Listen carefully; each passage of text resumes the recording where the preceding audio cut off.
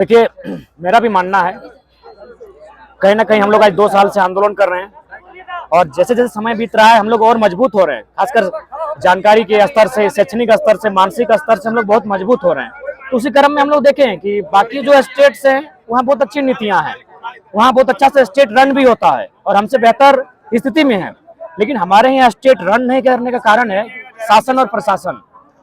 और शासन और प्रशासन रन नहीं कर रहा क्योंकि हमारी सत्ता में जो लोग बैठे हैं उनके पास आइडियाज नहीं है, पढ़े लिखे कम है, उनके पास दूर की सोच होती है वो नहीं दिखती है। यानी साफ भाषा में वो एमलेस हैं, मिशनलेस हैं, विजनलेस हैं, जिस कारण आज हमारी राजकीय दुर्गति है। नहीं तो 40% खनिज संपदा देने वाला राज्य भारत देश में तो कम से कम नंबर 1 होता। और ये मेरा नहीं, इस राज्य के प्रथम राज्यपाल माननीय प्रभात कुमार का स्टेटमेंट था कि हमारे जो राज्य है वो आने वाले दिनों में हिंदुस्तान का नंबर 1 राज्य बनेगा। तो इसलिए मेरा मानना है कि पढ़े लिखे नौजवानों को राजनीति की जो भागदौड़ है उसे संभालने का वक्त आया है। आपने अपनी समिति को अगर बात की जाए, इस समिति को आपने अब पार्टी बनाने का निर्णय ले लिया है, इसको लेकर के अब आप आगे बढ़ रहे हैं?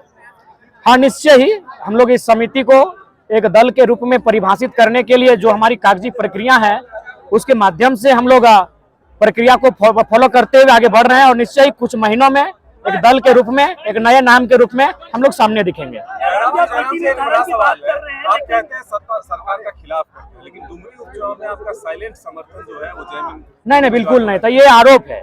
क्योंकि वो जो 30 सेकंड का वीडियो देखे होंगे वो मैंने ये भी कहा था यूपीए को क्यों, एनडीए क्यों, तो एनडीए वालों ने मौका देखा उसको काट के चला दिया। तो इसलिए चूंकि आप लोग बुद्धिजीवी वर्ग हैं, मीडिया को बहुत सम्मान है, आप लोग एकेडमिक लोग हैं, वो 30 सेकंड के वीडियो पे ना जाएं। हमने स्पष्ट कहा था ये चूंकि सीट किसी की डेथ के कारण खाली हुआ है तो हम लोग जब चुनावी सफर की शुरुआत करेंगे तो एक फ्रेश सीट से करेंगे और संभव है 2024 में ही करेंगे। आप नीति निर्धारण की बात कर रहे हैं, लेकिन अभी शिक्षकों की जो बहाली आई थी उसको हाईकोर्ट ने रोक लगा दिया। फिर से एक बार जो है बेरोजगार युवा जो है वो परेशान है कि किस तरीके से उन्हें आगे नौकरी सरकार देगी या नहीं देगी। देखिए, नीति निर्धारण राज्य में एक बहुत ही चैलेंजिंग विषय है।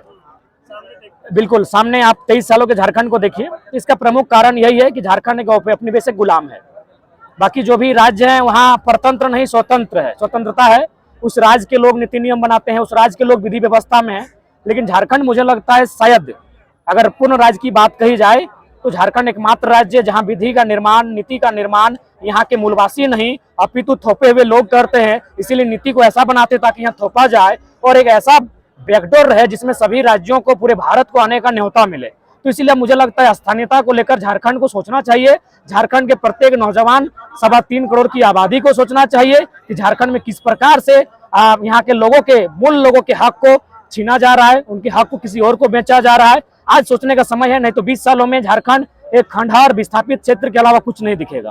संघर्ष करना पड़ेगा जिस तरह से राजनीतिक दलों का जो एक तरह से आर्थिक जो रहा है लंबा नहीं, बहुत लंबा, बहुत चैलेंजिंग, क्योंकि हम लोग जिससे टकराएंगे वो आसान बात नहीं है, किसी भी प्रकार से आसान नहीं है। हम लोग नया दल है, नए नौजवान हैं, हमारे पास नए आइडियाज हैं, लोग हमारे पास है, मानते हैं, एक बहुत बड़ी आवाम हमारे पास है।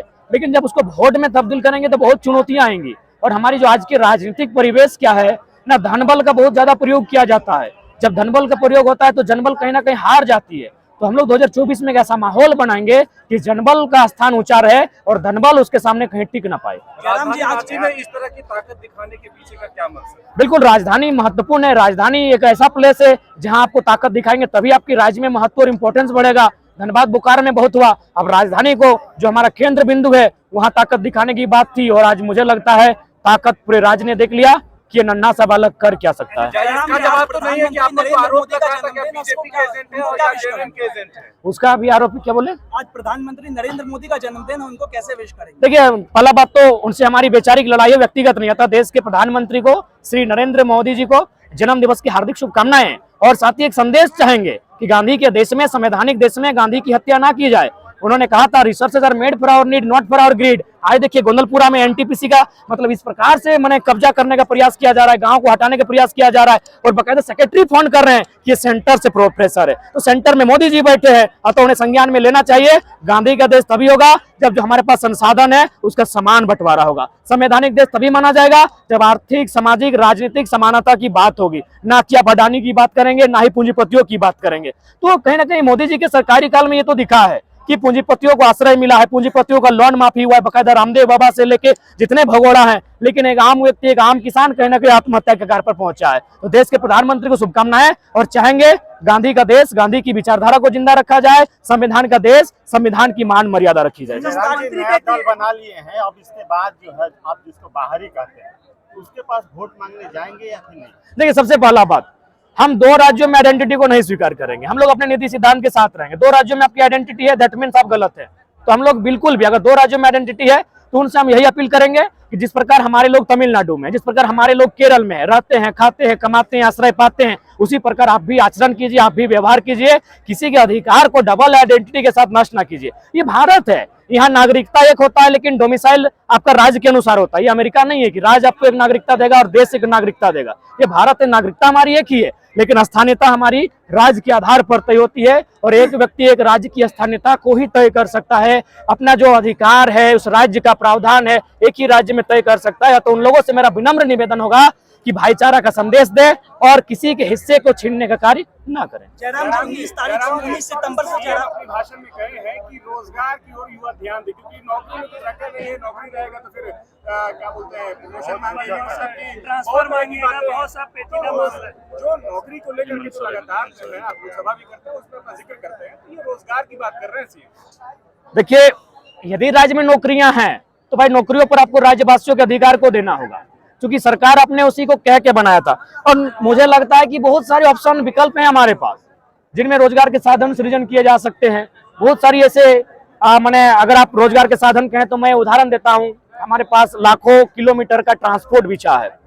आप इसमें ट्रांसपोर्ट के माध्यम से, या फिर हमारा एक पर्यटक क्षेत्र है, हमारे पास अनगिनत डैम है, उस जल को गेहूं के लिए पहुंचा के बहुत सारी वैकल्पिक व्यवस्थाएं हैं, उनके माध्यम से रोजगार के सृजन किया जा सकता है। और जो नौकरियां हैं उनको तो आपको फुलफिल करना ही होगा, क्योंकि बिना नौकरियों के आज लोकतांत्रिक देश कैसे चलेगा। आपको सीओ की जरूरत पड़ेगी, बीडीओ की जरूरत पड़ेगी, आपको जेई की जरूरत पड़ेगी, आपको शिक्षकों की जरूरत पड़ेगी, आपको चपरासी की जरूरत पड़ेगी, आपको माली की जरूरत पड़ेगी।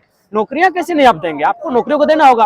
अब आप इनको टेंडर लगा के आउटसोर्सिंग के माध्यम से अगर शिक्षा को भी बेचेंगे, तमाम वैकेंसियों को बेचेंगे, तो फिर झारखंडियों के पास कुछ नहीं बचेगा। इसलिए राज्य सरकार अगर ये बयान देती है तो दुर्भाग्य है। अगर ऐसा ही करना है तो ठीक है, मुर्गा मुर्गी पालन करें। आप बसंत सोरेन को टिकट क्यों दिए, बुधू सोरेन को देते हैं। आज ये तो गनीमत है कि आपके परिवार में 4 लोग फिटफाट है, इसलिए 3 को विधायक, एक सांसद है। 18 लोग फिटफाट होते तो मुझे लगता है संथाल परगना की 18 सीटें आपकी होती। तो ये ड्रामा मुख्यमंत्री ना करे, एक ऐसे राज्य का निर्माण करे, क्योंकि लोगों ने उम्मीद के साथ, मूलवासी आदिवासियों ने बहुत उम्मीद के साथ उनको लाया है, उनकी उम्मीदों पर खरा उतरा। जयराम जी 19 तारीख से कोमी समाज का आंदोलन शुरू हो रहा है, कोमी समाज का आंदोलन शुरू हो रहा है एसटी सूची में शामिल करने को लेकर के, उस पर क्या कहेंगे, उस पर क्या? देखिए, भारत एक संवैधानिक देश है। इस संविधान के देश में हर किसी को अपने संविधान के दायरे में रखकर अपने अधिकार को मांगने का अधिकार है। बाकायदा कुर्मियों का जो इतिहास रहा है, आप भी जानते हैं कि खेती से उनका इतिहास रहा है। यहाँ के माने आदिवासीता लोग हैं, कहीं ना कहीं उसके साथ छल इसलिए हुआ है क्योंकि मैक्सिमम जो उद्योग है उनकी जमीनों पर है। तो इसलिए मेरे सभी भाइयों को भी ये सोचने की आवश्यकता है कि उनकी लड़ाई एक ऐसी लड़ाई है जो पीड़ित है। आपको मजाक लगेगा, कुड़माली जो भाषा है, हाल फिलहाल 2011 की जनगणना में मात्र 43 दिखाया गया था। सोचिए, जिसकी आबादी पूरे आसपास के 3 राज्यों में 2 करोड़ 2.5 करोड़ है, उनकी भाषा को 43। तो ये कहीं ना कहीं राजनीतिक षड्यंत्र है उनको मिटाने का, उनको नष्ट करने का। तो हम तो बार बार कहते हैं, बाकायदा हमको जब पूरा बात रखने का मौका दीजिएगा तो जो अभी विवाद चलता है उस पर भी हमारे पास विकल्प है। जब हमने कहा कि EWS, जिसको कोई जानता नहीं था, उसको लोगों ने धरातल पर लाया, तो आप केंद्र की सूची में जो है रहने दीजिए। राज्य को अगर समस्या होता है, बाकायदा तो हम ये भी तर्क देते हैं कि आज पहाड़िया जनजाति, बिरोहरी जनजाति, बिरोजिया जनजाति, ये बाकी जनजातियों के साथ मुकाबला नहीं कर पाएंगे, तो उनके लिए भी एक स्पेशल ट्राइब्स में आप रखें। तो ठीक उसी प्रकार किसी भी प्रकार आपसी मतभेद ना हो, ये मांग उनकी आज सदियों से चली आ रही है। तो ये संवैधानिक मांग है और भारत का संविधान, राष्ट्रपति को अधिकार है, संसद को अधिकार है किसी को सूची में डालना, हटाना। लोकुर कमेटी बनी 1965 में।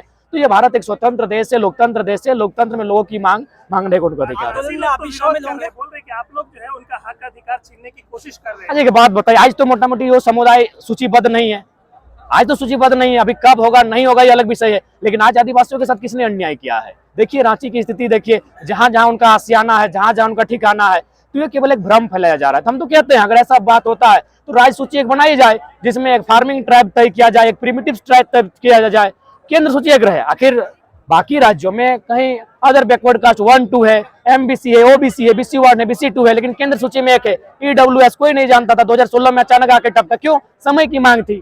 तो विवाद ना हो, बैठकर समस्या का समाधान हो, लेकिन किसी का अधिकार कोई ना छीने। और मैं बकायदा ये बात आपको बताना चाहूंगा, यहाँ अगर शोषण होता है तो एक आम, जैसे आप सोचते हैं दलित उत्पीड़न, तो एक आम दलित का उत्पीड़न होता है, आदिवासी उत्पीड़न तो एक आम आदिवासी का उत्पीड़न होता है। लेकिन कुर्मी एक ऐसा समुदाय है, मुझे लगता है नफरत की नहीं, वो साजिशों का शिकार हुआ है। आज 2 नेता कोरोना में जूझे, दोनों कुर्मी के थे। It's not coincidence, it's a conspiracy. आज जगन्नाथ महतो दुनिया में नहीं है, श्रद्धांजलि। दूसरा नेता भी कुर्मी का बेटा है, इंद्रजीत महतो। पहले हम प्रार्थना करते सभी धर्म, सभी समुदाय, सभी आस्था को कि वो इंसान स्वस्थ हो, तो वो साजिशों से जूझ रहा है वो समुदाय। मीडिया बंधु कभी दिखाइए, सुनील दा की हत्या हुई, लेकिन जो दूसरा शख्स मारा गया तो उनके सामने प्रभाकर महतो था। क्यों मारा गया? महतो था इसलिए मारा गया। इसलिए मुझे जयराम जी, आप ये बताइए कि आपने संजय सिंह का जिक्र किया आपने, और आपने ये कहा कि बाहरी सांसद है, मतलब वो राजस्थान के या कहीं का भी रहे, तो क्या लोकतंत्र में इजाजत नहीं है कि कोई कहीं कहीं भी नहीं, बिल्कुल इजाजत है। नहीं, सही बात है। भारतीय लोकतंत्र में कोई विधानसभा लोकसभा का चुनाव कोई कहीं से लड़ सकता है। तो झारखंड के लोग आज तक कभी बिहार, यूपी, बंगाल से नहीं लड़े हैं, तो ये थोपा हुआ लीडर क्यों? कि हमारे पास लीडरशिप की कमी है? जनादेश मिला था ना, आप ये मानते हैं कि नहीं मानते? नहीं, ठीक है, जनादेश इसलिए मिला था कि हमको कमजोर करके रखा गया। इट्स प्लानिंग है। हमें आर्थिक कमजोर बना के रखा गया, हमें राजनीतिक कमजोर बना के रखा गया, हमें सामाजिक कमजोर। आज जो आदिवासी मूलवासियों को टकराया जा रहा है, कहीं ना कहीं सामाजिक कमजोरी कमजोर करने के लिए, ताकि वे लोग आसानी से शासन और शोषण कर सके। तो इसलिए ठीक है, जनादेश है, लेकिन इसलिए जनादेश है क्योंकि मरता का कुछ नहीं होता है, वो किसी के भी शरण में चला जाता है। तो वही हाल हमारा है। इन्होंने हमें कहीं ना कहीं पंगु बनाकर रखा है। 70 सालों में हमारा दोहन हुआ है। आज देखिए, इतना बड़ा जमीन अधिग्रहण हमारा होता है, यूपी, बिहार, बंगाल, एमपी वालों को यहाँ बसाया जाता है, बड़े बड़े उद्योगपतियों को हमारे जमीनों का अलॉटमेंट किया जाता है। तो ये अन्यायकारी, दमनकारी नीतियां हैं जिसका हम लोग विरोध करते हैं, और इसी के साथ 2024 में हम लोग एक बदलाव की शंखनाद करते हैं जो राज्य के लिए एक बेहतर लेके आए। जयराम जी, आप समाज के आंदोलन में आप भी दिखाई वो कोई बड़ा इशू नहीं है देव बाबू। मुझे लगता है एक जिला अध्यक्ष जिसको खुद की जानकारी नहीं, उस पर हमारी टिकट टिप्पणी नहीं, जो कहना था हमने मंच में कह दिया है।